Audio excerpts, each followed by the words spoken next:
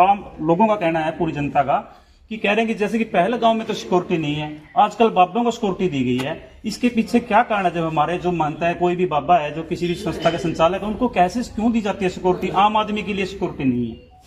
आप मिर्जपुर गांव में जाइए, वहाँ आम आदमियों को पूरी सुरक्षा है।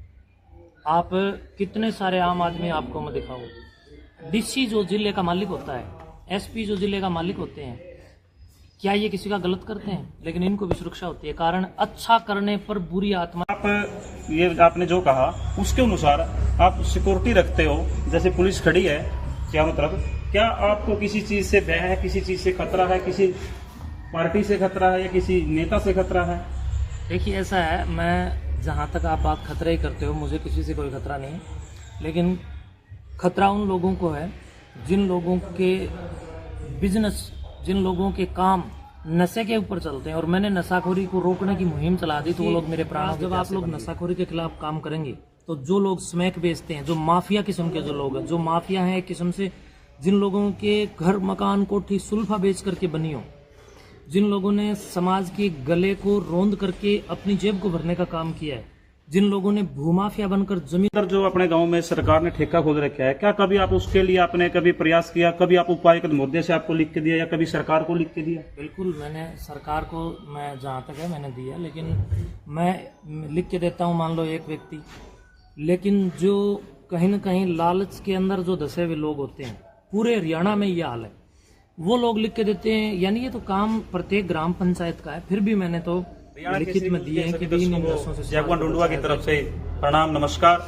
जैसे कि आज हम कोतकला डेरा में पहुंचे हैं, हमारे साथ है महंत सुखरायनाथ जी। आपकी बात करवाते हैं महंत सुखरायनाथ से। आदेश गुरु जी। आदेश भाई। हमारे डेरे में आपका लगभग कितने समय से आप डेरा के संचालक हो सर? 2018 से लेकर के अब तक मैं लगातार मठ संस्थान का संचालक हूँ और यहाँ सेवकों सेवा कर रहा हूँ। तो आप डेरे में लगातार यहाँ संचालक हो, तो कितना विकास करवाए जी डेरे में? देखिए, विकास जहाँ तक आपको ये मठ में नवीनीकरण जो भी दिखाई पड़ रहा है, ये 2018 से लेकर के अब तक ही हुआ है।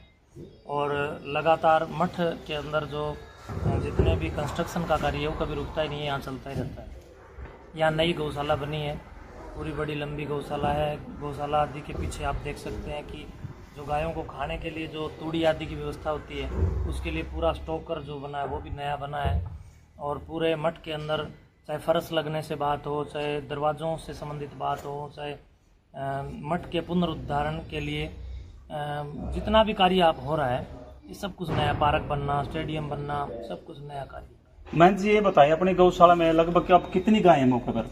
जब मैं यहाँ पर गद्दी नशीन किया गया था तो केवल 25 से 24 या 25 गाय थी जी, और अब लगभग 75 से 80 गाय हैं।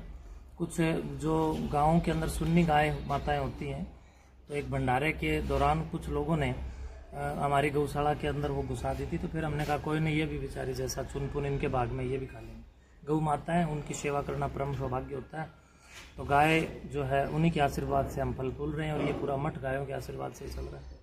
कोत मठ की जो अच्छी आमदनी है, जो परमात्मा ने और जो अपने पुराने जो यहाँ के मठाधीश रहे हैं, उनके सौभाग्य से जो हमारे को प्रॉपर्टी नसीब हुई है, तो उसके अनुरूप आपने यहाँ पर कोई लाइब्रेरी, स्कूल, कॉलेज करने की कभी आपके नियत में सोचने की आपने, या उसका कोई प्रोजेक्ट खड़ा करने की आपके ध्यान में है? बिल्कुल, लाइब्रेरी का काम चल रहा है। स्टेडियम हमने लगभग बना करके तैयार कर दिया है और अभी वो और भी ज़्यादा होगा। और आने वाले समय के अंदर स्टेडियम में और शानदार परिणाम गाँव को भी मिलेंगे स्टेडियम की वजह से। और इसके साथ साथ जितनी भी मठ की पहले तो इनकम, जो जहाँ तक बात कर रहा हूँ, जितनी ज़मीन लोगों के कब्जे में थी, हमने सारी ज़मीन छुड़वा ली है। और इसीलिए थोड़ा बहुत बवाल भी हुआ, ये झगड़े पकड़े भी हुए, ये आपस में आरोप प्रत्यारोप भी हुए। लेकिन मैं मठ की 1 इंच भूमि ना तो किसी को दबने दूंगा, ना किसी के कब्जे में छोड़ूंगा। और जितनी भी मठ की लैंड है वो अब फिलहाल मठ के कब्जे में है। और मठ की जो इनकम है, वो इनकम कहीं ना कहीं मठ के सांस्कृतिक, धार्मिक, आध्यात्मिक और सामाजिक गतिविधियों में भी खर्च हो रही है। और हम लोग बाबा साहब डॉक्टर भीमराव अम्बेडकर के पदचिन्हों पर चल रहे हैं। बाबा साहब भीमराव अम्बेडकर ने शराब नहीं, किताब बांटी, किताब के लिए संदेश दिया। हम लोग जो आप गांव में खेल करवाते हैं, इससे भी हमारे गांव के पहलवान तैयार होते होंगे, तो आपने खिलाड़ियों के लिए गांव में क्या व्यवस्था की है? देखिए, ये जिम्मेवारी अकेली मेरी नहीं होती, पूरे समाज की जिम्मेदारी होती है। और खिलाड़ियों के लिए स्टेडियम मैंने पहले बोल दिया है कि हम लोगों ने तैयार कर दिया, लगभग तैयार हो चुका है। और खिलाड़ियों की अपनी भी एक जिम्मेदारी होती है कि वो अपनी तपस्या में ध्यान दें। बहुत सारे खिलाड़ी खेलते हैं और क्रिकेट वाले खेल भी हमारे यहाँ स्टेडियम में बच्चे तैयारी करके लगे हुए हैं। उन बच्चों को भी मैं प्रोत्साहित कर रहा हूँ। चारों ओर से जितना मेरे से बच्चे सहयोग मांगते हैं मैं तैयार रहता हूँ। महंत जी, एक बात और बताइए, गांव के अंदर जो आपका कोच कला के अंदर मठ है और मठाधीश जो मौके का संचालन है श्री सुखरायनाथ जी, तो गांव में पूरा शांति का माहौल होगा, अच्छे ढंग से चला हुआ है क्या पूरा? बिल्कुल शांति का माहौल है। बाकी 100% लोग तो शिवाजी महाराज के साथ भी नहीं थे, महाराणा प्रताप के साथ भी नहीं थे। मैं तो भगत सिंह का फैन हूँ, तो लोग भगत सिंह के भी साथ 100% नहीं थे।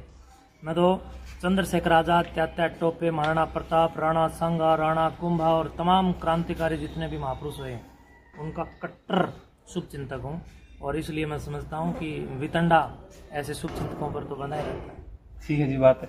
लेकिन महंत जी, आप खुशहाल नजर आते हो, गांव के लिए और आसपास के पूरे इलाके के लिए आप यहाँ के मठाधीश होने के नाते क्या कहना चाहोगे?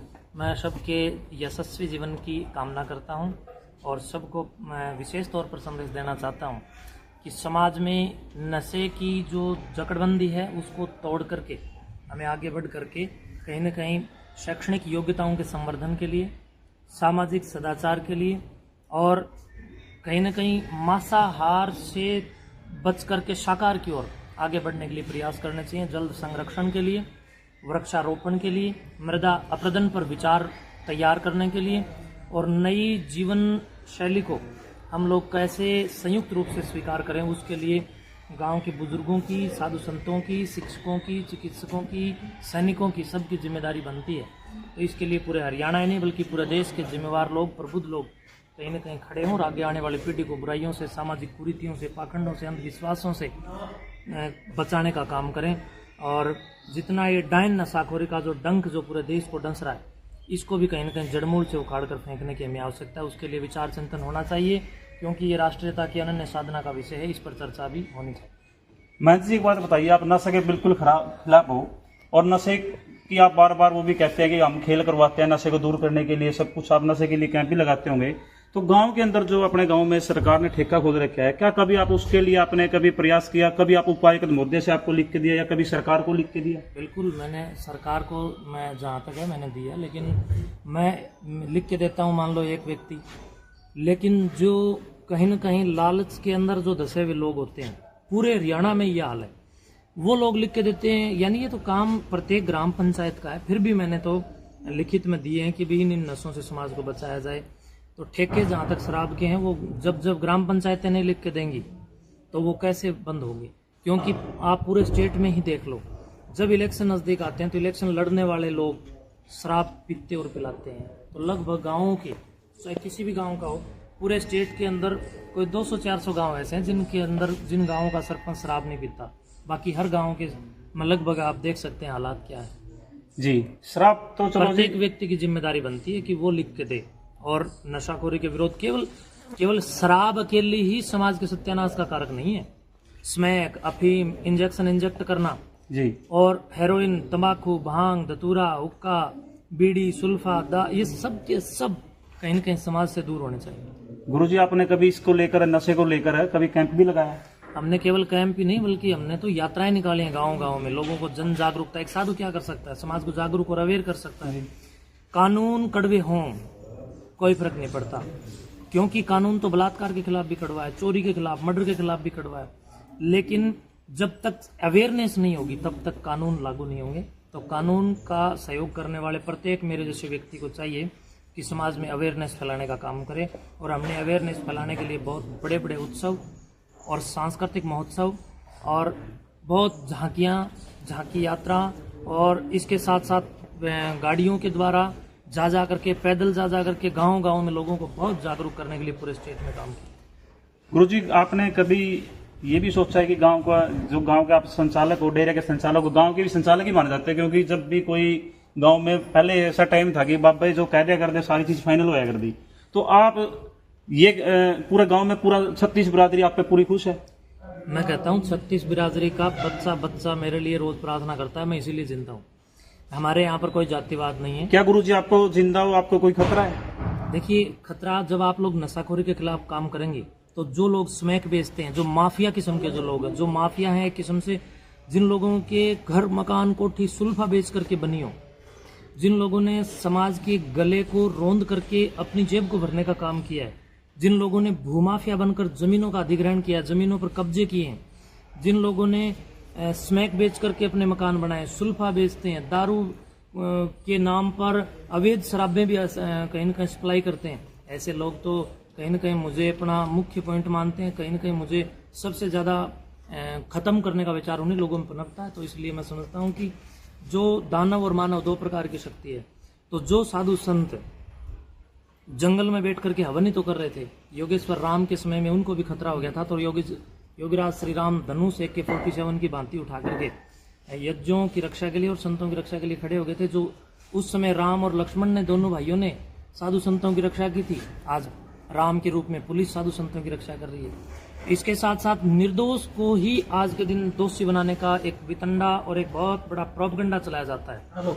प्रिय बंधुओं, सनातन प्रेमी बंधुओं, राष्ट्र प्रेमी बंधुओं, गो भक्तों और भारत के यशस्वी नागरिकों, आप सबको मैं ये बताना चाहूँगा कि मछली तो जल में रहती है, बेचारी किसका दोष करती है, लेकिन मारने वाले और खाने वाले दुष्ट तो उन निर्दोष मच्छियों को भी मार के खा जाते हैं। तो मैं तो एक इंसान हूँ, मनुष्य हूँ, और समाज की जागरूकता के लिए और इस समाज की आत्माओं को बुराइयों से और कुरीतियों से बचाने के लिए प्रयास कर रहा हूँ। मेरे को मारने का प्लान तो निश्चित से अपने आप ही समाज के लोग बना ही लेंगे, कुछ असामाजिक तत्व। गुरुजी, आप ये आपने जो कहा उसके अनुसार आप सिक्योरिटी रखते हो, जैसे पुलिस खड़ी है चारों तरफ, क्या आपको किसी चीज से भय है, किसी चीज से खतरा है, किसी पार्टी से खतरा है या किसी नेता से खतरा है? देखिए ऐसा है, मैं जहाँ तक आप बात खतरे ही करते हो, मुझे किसी से कोई खतरा नहीं है, लेकिन खतरा उन लोगों को है जिन लोगों के बिजनेस, जिन लोगों के काम नशे के ऊपर चलते हैं। और मैंने नशाखोरी को रोकने की मुहिम चला दी तो वो लोग मेरे प्राणों के प्यासे बन गए। और ये पुलिस मैंने नहीं रख रखी है, बल्कि मैं भारत का नागरिक हूँ। मेरे ऊपर जब भी संकट है तो इसके लिए बाकायदा CID रिपोर्ट भी है, बाकायदा अनन्य सरकार की अपनी एक पूरी की पूरी गुप्त रूप से एजेंसियां जो काम कर रही हैं उनकी रिपोर्ट भी होती है। और इसके साथ साथ कहीं ना कहीं बड़े स्तर के ऊपर एक समाज के अंदर इस बात की समझ भी है, उत्कृष्ट कार्य करो और बेमौत मरो। तो आज मैं उत्कृष्ट कार्य कर रहा हूँ, इसीलिए कुछ समाज के कुछ असामाजिक तत्व मेरे खिलाफ पूरे हरियाणा में हैं और कुछ हैं जिनकी संख्या बहुत कम है, वो लोग कहीं ना कहीं मेरे प्राण हरना चाहते हैं। तो इसलिए मैं समझता हूँ कि मैं भारतीय नागरिक हूँ, संविधान मुझे सुरक्षा का अधिकार देता है। गुरुजी, कुछ लोगों का कहना है, यहाँ नहीं, कुछ आम लोगों का कहना है, पूरी जनता का, कि कह रहे हैं कि जैसे कि पहले गांव में तो सिक्योरिटी नहीं है, आजकल बाबों को सिक्योरिटी दी गई है। इसके पीछे क्या कारण है? जब हमारे जो मानता है कोई भी बाबा है, जो किसी भी संस्था के संचालक है, उनको कैसे क्यों दी जाती है सिक्योरिटी? आम आदमी के लिए सिक्योरिटी नहीं है। आप मिर्जपुर गाँव में जाइए, वहाँ आम आदमियों को पूरी सुरक्षा है। आप कितने सारे आम आदमी आपको मैं दिखाऊं। DC जो जिले का मालिक होता है, SP जो जिले का मालिक होते हैं, क्या ये किसी का गलत करते हैं? लेकिन इनको भी सुरक्षा होती है। कारण अच्छा करने पर बुरी आत्माएं, बुरे लोग आपको मारना चाहते हैं। गंदे लोग, तस्कर लोग, माफिया लोग, भूमाफिया लोग, लुटेरे लोग, लालची लोग आपके प्राणों के प्यासे बनते हैं। तो इसलिए पुलिस का मतलब ये थोड़ी ना कि ये कोई दूसरी दुनिया से टपक के आते हैं। पुलिस वाले भी तो हमारे समाज के लोग हैं। और ये जो संविधान और कानून बने, ये हमारे ही पूरे के पूरे नागरिकों के लिए बने। तो मैं भारत का नागरिक हूँ। अंत में आप गांव की सुरक्षा के लिए और गांव की सुख शांति के लिए क्या कहना चाहोगे? जलो मत रीस करो, अच्छे कार्यों की रीस करो। और जहाँ तक है मैं तो आम आदमी से भी यही कहूँगा कि किसी भी प्रकार की अफवाहों में ना पड़ें, अफवाहों से बचें। किसी को कोई प्रश्न पूछना है, मेरे आमने सामने आकर के पूछें। जो मेरे खिलाफ भी जो जितना भी प्रोपगंडे और जितनी अफवाहें चल रही हैं, उनसे भी कहीं न कहीं बचें। एक बार मेरे से जरूर मिलें। दोनों पक्षों की बात जाने बिना कभी भी कहीं गुमराह नहीं होना चाहिए, वरना आपके गुमराह होने से धर्म का और समाज का बड़ा नुकसान होता है। क्या आपने कहा कि दोनों पक्षों, कोई आपका पक्ष भी है? नहीं, मेरा नहीं, मैं तो हर किसी के लिए कह रहा हूँ। पूरे देश में कहीं पर भी हो, ये नियम है, कोर्ट भी दोनों पक्षों की सुनता है। तो कभी भी कोई बात हो, या आम जनता के लिए मैसेज है, तो हमेशा दोनों पक्षों की सुने, फिर कोई फैसला लें, कभी भी किसी एक पक्ष की ना सुने। क्या आप कभी जाकर गांव में इकट्ठा करके 36 बरादरी को सुख शांति से रहने का संदेश देते हो? मैं तो नुक्कड़ सभाएं किए हैं। अभी मैं कार्यक्रम के बाद इतना अस्त व्यस्त हो गया हूँ थोड़ा सा कि अभी मेरे को फुर्सत नहीं लग पा रही है, वरना तो मेरा सुबह से लेकर शाम तक समाज में, गाँव में विद्यार्थियों के बीच में या फिर गाँव की पंचायतों के बीच में, प्रबुद्ध लोगों के बीच में, नुक्कड़ सभाओं में बहुत बड़े बड़े कार्यक्रमों का आयोजन करके मैं लोगों को उपदेश नहीं बल्कि लोगों को जागरूक करने का काम करता हूँ। केवल उपदेश से काम नहीं चलेगा, केवल संदेश से काम नहीं चलेगा, केवल आदेश से काम नहीं चलेगा। देश प्रदेश से काम चलेगा। तो देश और प्रदेश में अवेयरनेस के साथ जन जागरूकता करने की आवश्यकता है। उसके लिए हम लोग लगे हुए हैं, थे, रहेंगे। जो 8 पीर हैं उनमें जो 7 पीर हैं बाकी आपसे अलग है, वो क्या सुखराई नाथ जी को दिल से चाहते हैं? वो सब मेरे बड़े हैं, मेरे पूज्य हैं, उनका आशीर्वाद मेरे ऊपर है, तभी तो मैं जिंदा हूँ। और उनके आशीर्वाद के बिना मैं एक दिन भी कुछ नहीं। तो इन्हीं शब्दों के साथ आदेश। मैं जय हिंद, सुखराई नाथ, जय भगवान। जय भगवान के साथ। ठीक है।